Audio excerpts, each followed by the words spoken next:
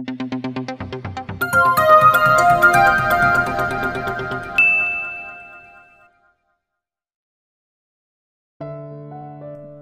ang pinto ng kwarto ni Clea.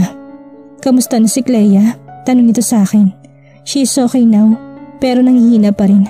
Did you contact Nathaniel?" Tanong ko sa kanya. Inutusan ko kasi si Macy na kontakin si Nathaniel. I want to know kung may balak pa ba ito magpakita sa mga bata. Dahil kung wala na ay ilalayo ko mga bata. Hindi nila kailangan ng isang ama na hindi sila magawang i-priority. Umupo ito sa kama ni Clea. Napatingin ako sa kanya. Nakontak ko na si Nathaniel. Naging komplikado ang lahat nang umuwi siya. Napatingin ako kay Macy. "What do you mean?" Tanong ko sa kanya. Nang umuwi siya, dahil sa iskandalong kinakaharap ni Cara ay naging komplikado ang lahat. Pabalik na sana siya nang may napansin siya na laging sumusunod sa kanya. Kaya hindi na muna siya tumuloy dito, and he is glad na gising na si Clea. He wants to meet his daughter badly, Alora. Pero kailangan niya muna magsakripisyo. Napayuko ako. Akala ko kinalimutan na ni Nathaniel ang anak namin. Kahit ng anak na lang namin ang i-priority niya, wag na ako dahil malabo na magkabalikan kaming dalawa. Hindi niya magagawa yun, Alora. I know Nathaniel too well. He love you and his child. Kaya konting sakripisyo lang muna. Kami na lang kayang uuwi, Macy. Yan ang wag mong gagawin. Kabilin-bilinan ni Nathaniel na wag kayong umuwi sa Pilipinas. Baka may magawa si Cara sa inyo na hindi maganda. Kumunat ang noo ko. Bakit? Anong ginagawa ni Cara? Lahat na nangyari sa inyo noon ay si Cara may kagagawan. Hindi pa alam kung anong motibo ni Cara. Yun ang inaalam ni Nathaniel ngayon. Ang engagement nila, tanong ko. Dahil para bang may idea na ako sa nangyayari. Plano ni Nathaniel, pumayag siya sa gusto ni Cara para mapalapit kay Cara. Para malaman niyang lahat ng ginagawa ni Cara. Isa din sa dahilan kung bakit pumayag si Nathaniel ay dahil may usapan sila ni Cara na titigilan ka na niya once na pumayag si Nathaniel na maging sila. Napaiwas ako ng tingin kay Macy. Napatanong ako sa isip ko. Anong ginagawa mo sa buhay mo, Cara? Bakit mo ginagawa ang lahat ng ito? Anong dahilan mo, Cara? Sa ilang buwan naming pamamalagi sa ospital ay sa wakas ay nakauwi na kami dito sa bahay namin sa California. Kailangan manatili ni Clea sa ospital para maobserbahan pa itong mabuti. "Mommy, bakit wala pa si Daddy?" Tanong nito sa akin. Nalungkot ako bigla. Sa ilang buwan na nanatili ni Clea sa ospital ay ni Anino ni Nathaniel ay hindi nagpakita. "Baka busy lang, baby," sambit ko dito. Always kong sinasabi na busy si Nathaniel, na may ginagawa si Nathaniel, pero ang totoo ay hindi na ako umaasa na darating ang panahon na pupunta dito si Nathaniel. Hindi na ako aasa na magkikita kaming muli. Bumaba ako, napatingin ako dahil nandito ang best friend ko. Ang naging kaibigan ko dito sa California, si Jerome, kasama nito si Jeff. Pero ang gaga umalis kaagad. "How's Clea?" Tanong nito sa akin. "She is okay now." Ngiti ko sambit dito. "At ang puso mo?" Tanong nito sa akin. "My heart is okay, nothing to worry." I know na hindi magandang lagay ng puso mo dahil ba sa ama ng mga anak mo? Si Macy bang nagdaldal sa'yo? Gumisito. Napahinto ako sa ginagawa ko na may mag-doorbell, kaya agad kong iniwan si Jerome sa kusina at nagpunta sa pinto ng bahay namin. Hindi agad ako nakagalaw dahil hindi ko naasahan na magkikita kami ngayon. "What are you doing here?" Tanong ko sa kanya. "Visiting you?" Seryoso nitong sambit. "Alora, may pamalit ka ba? Nadumihan ang damit ko?" Sigaw ni Jerome mula sa kusina. Nakatingin lang ako kay Nathaniel. Kumunot ang noon nito. "Nasa itaas." Hindi ko siya nilubayan ng tingin. "May kasama ka?" Malamig nitong sambit. "Oo," plain kong sagot. "Dadalawin ko lang ang anak ko. Natutulog si Clea. Pwede bang pumasok? Baka magalit ang boyfriend mo." Tumaas ang kilay ko dahil bakit tila may pait sa boses ni Nathaniel. "Sino ba yung kausap mo, babe?" Tanong ni Jerome. Napapikit na lang ako tapos ay dumilat.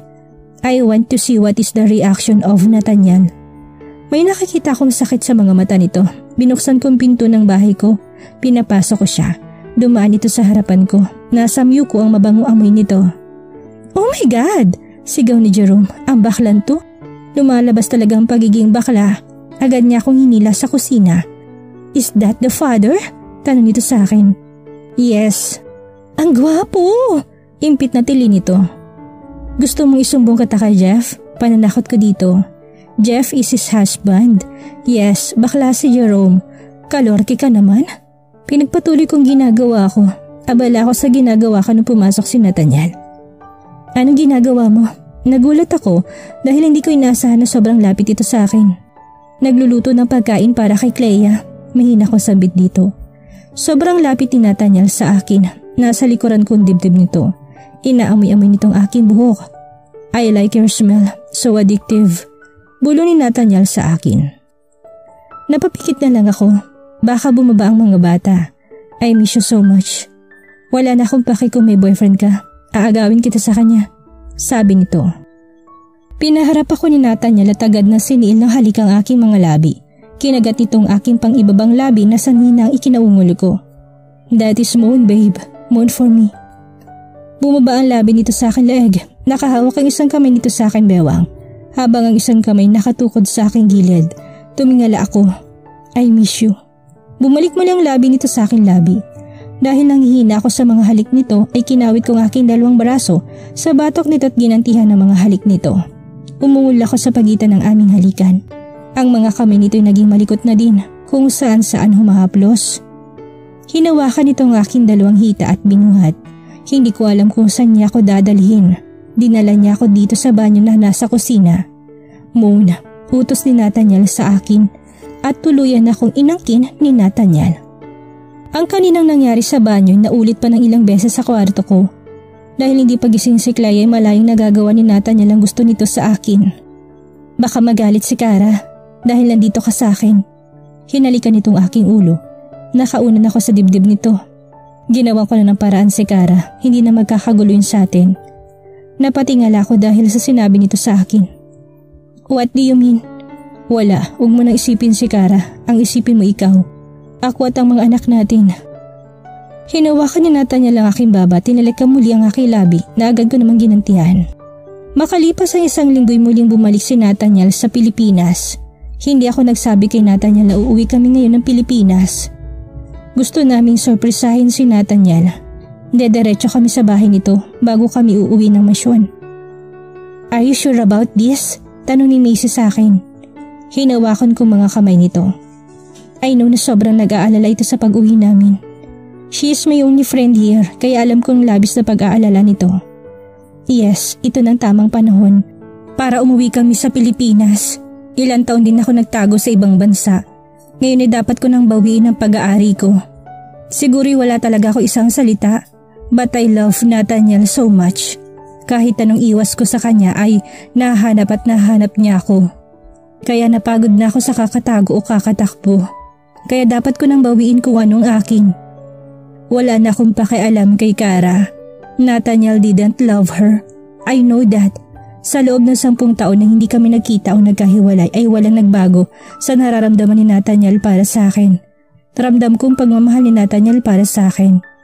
Pwede namang magpakaama si Nathaniel sa bata. Hindi ko ipagdadamot si Nathaniel sa anak nito.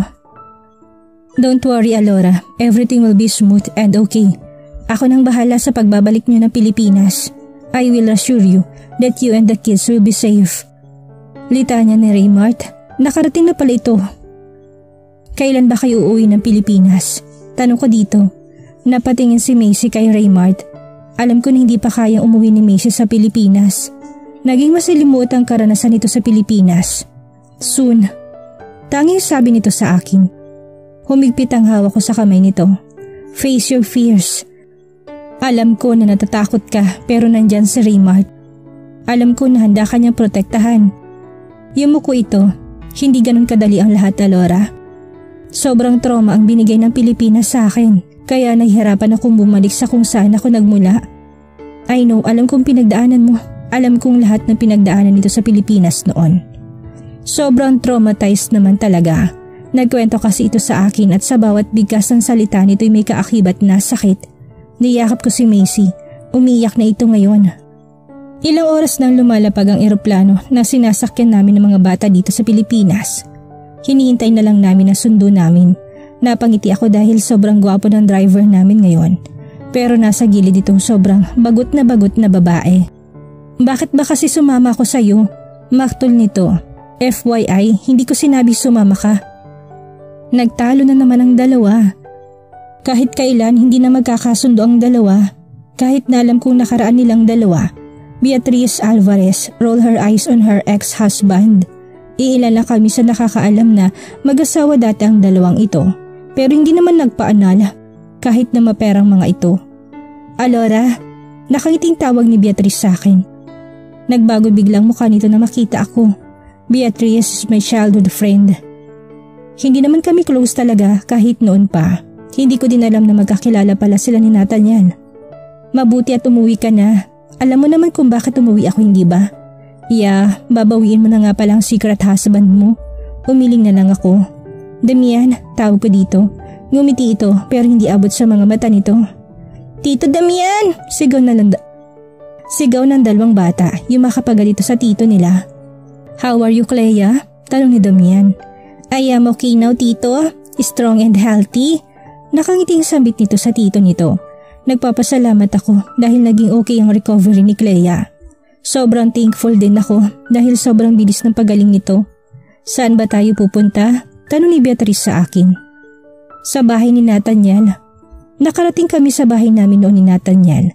May mga ilaw ang buong bahay kaya alam ko na may tao. Bumaba ako sa kotse. Iniwan ko muna ang mga bata kay na Beatrice. Pumasok ako sa gate ng bahay. Pagkarating ko sa pinto ng bahay agad ako nag-doorbell. Nagulat ako dahil si Cara nagbukas ng pinto. Hindi agad ako nakagalaw. Tinignan ko si Cara. She's wearing a polo shirt of Nathaniel. Where is Nathaniel? Tanong ko sa kanya. Hindi ko gustong iniisip ko. Sana ay mali ako na dito tumitira si Cara. Hindi pa umuuwi. Pasok ka. Antayin mo na lang sa sala si Nathaniel. Pauwi na rin yun. Nakangiting sabi nito sa akin. Kumunot ang noo ko. Bakit parang may nagiba? May nakita kong tao sa isang sulok. Ngumisi ako ng palihim. No need. Babalik na lang ako sa ibang araw. Tell Nathaniel that his wife is home now and tell Nathaniel, iparating mo sa kanya na kasama ko mga anak namin. Sabi ko dito, nagulat ito sa sinabi ko. Hindi nito alam na may anak kami ni Nathaniel. Hindi mo maaagaw si Nathaniel sa akin, Alora. Madiin na sambit nito. I look at her with a chin up. Hindi maaagaw?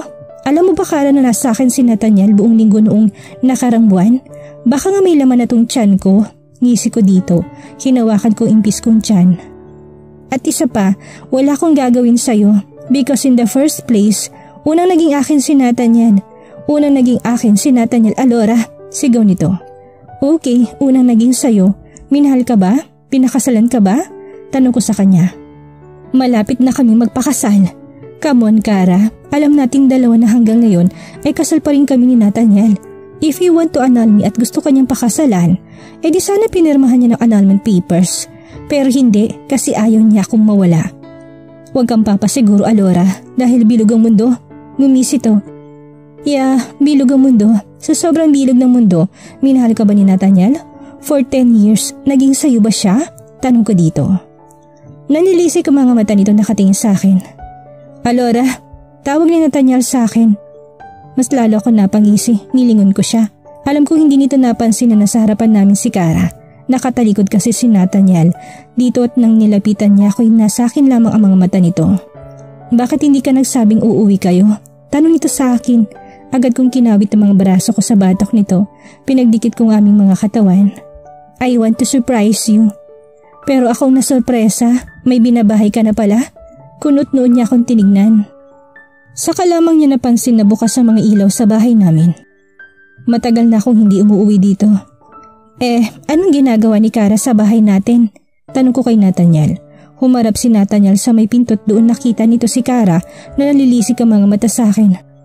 What are you doing here, Cara? Paano ka nakapasok sa bahay namin ni Alora? Tanong ni Nathaniel sa babae. You give me the duplicate key. Tumaas ang kilay ko. Magsisinungaling na nga lang hindi pa pulido.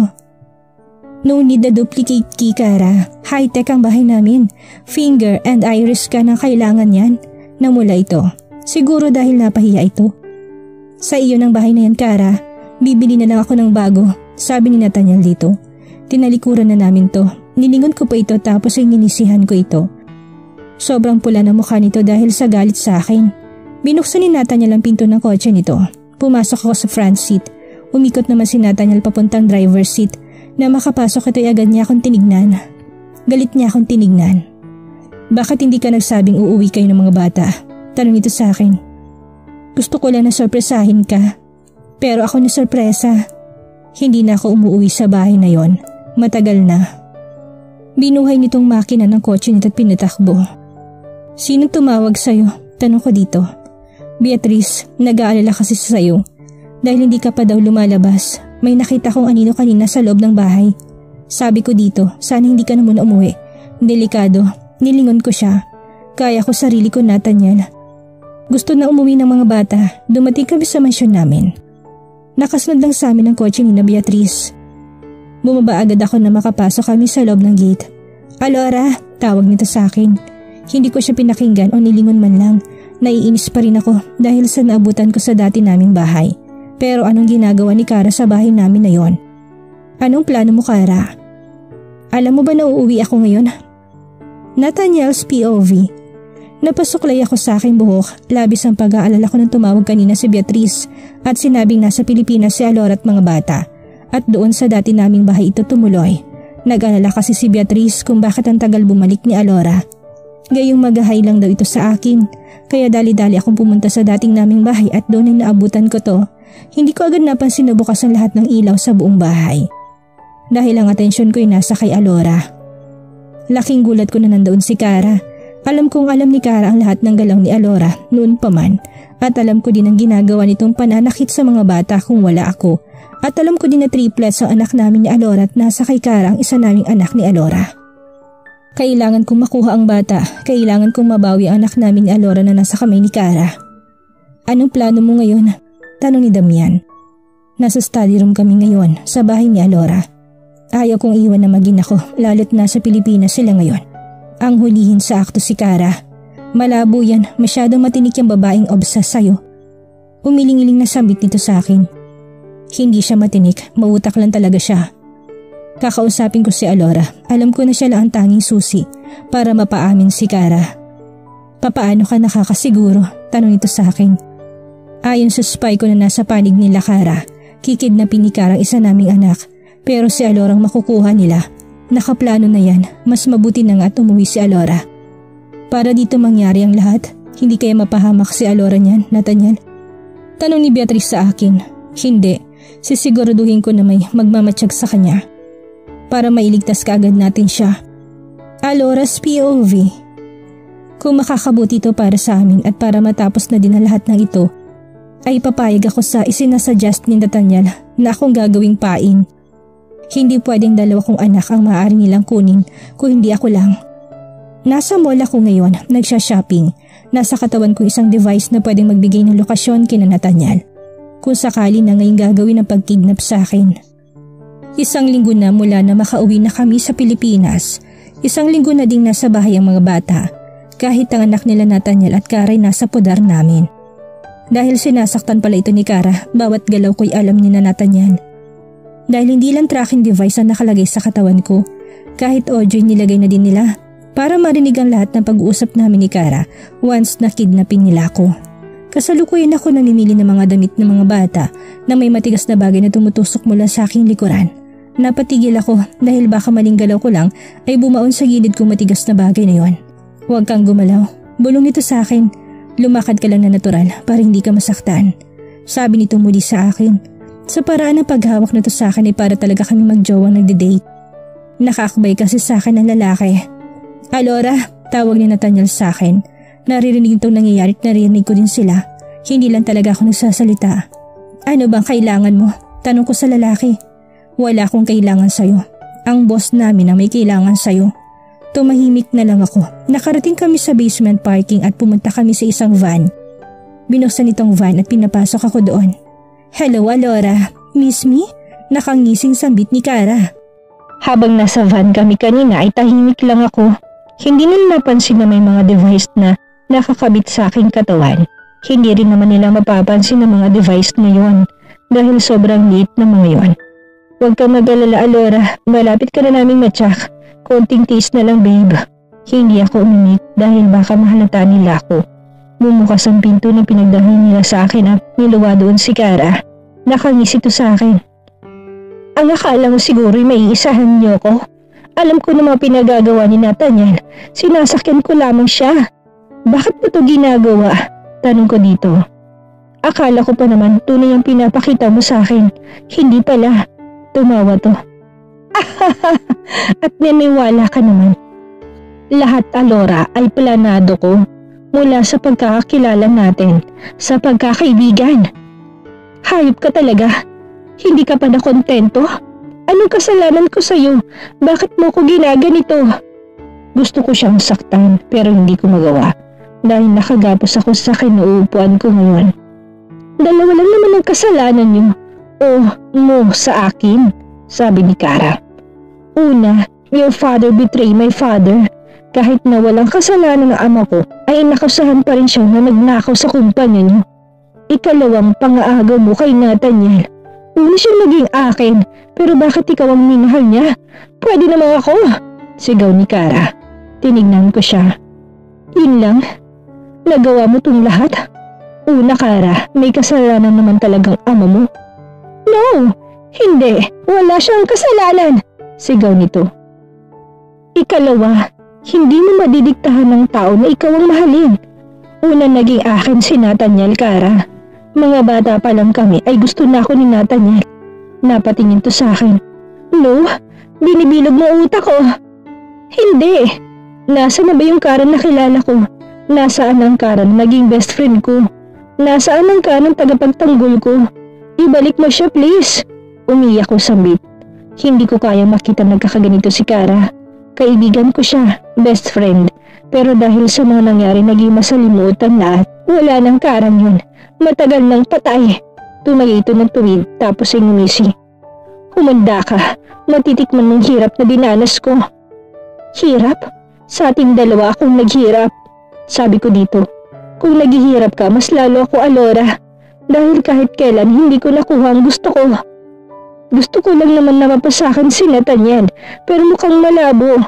Dahil hanggat nabubuhay ka, hindi niya ako makikita bilang ako. Bigla ako natakot sa sinabi ni Kara. Hindi na itong Karang nakilala ko noon. Ibang-iba na ito ngayon. At dito na po nagtatapos ang kabanata ng ating kwento at sana'y muli niyo po akong samahan sa mga susunod pang kabanata. Maraming salamat po at ingat po tayong lahat.